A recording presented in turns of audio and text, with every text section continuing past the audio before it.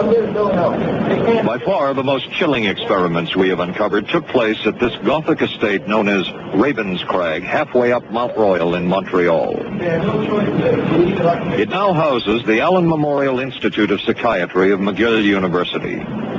It was here that the CIA funded a series of experiments, severe experiments, the details of which have never been made public. A joint investigation by John Marks and ABC News finds that this was the closest experimentation to brainwashing that has yet been disclosed.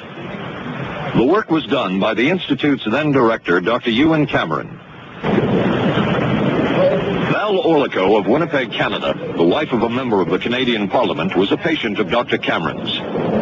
She entered the Allen Memorial Institute because of severe depression. I used to look in the nurse's window to see what was written down on various things on the desk. And I saw my name on a form, and there was a prescription there, and it was for lysergic acid diethylamide 25. And I thought, what in hell is that? So Dr. Cameron came in the morning and administered the drug, and we were off.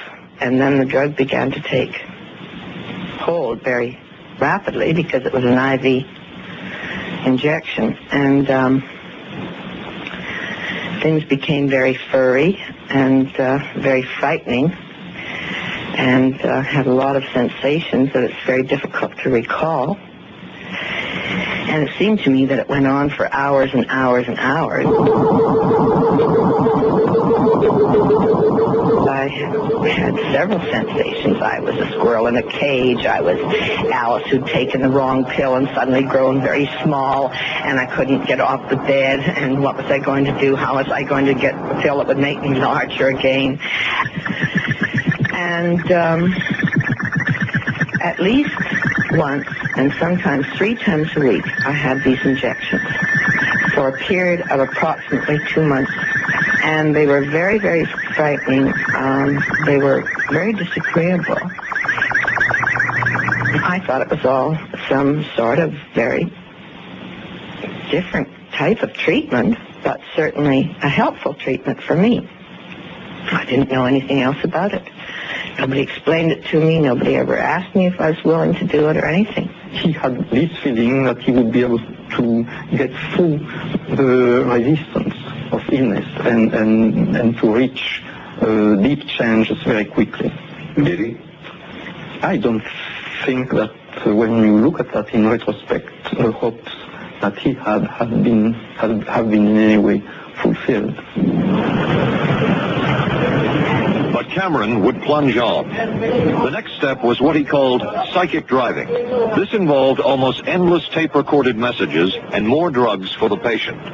Cameron wrote that this was the way to make direct controlled changes in personality. I thought this was the coldest and most impersonal treatment that anybody could give to anybody in the world. And I became more and more despondent and more angry. I mean, my strongest emotions were hostility and apathy.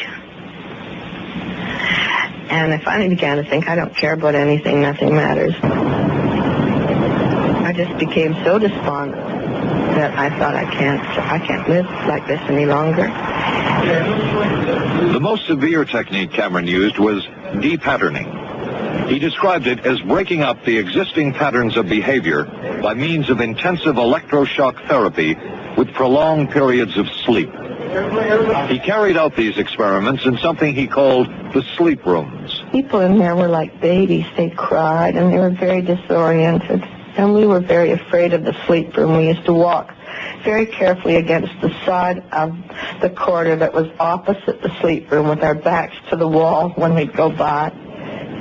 Cameron used this combined sleep electroshock treatment on patients as long as 30 days. One patient he kept asleep for 65 days.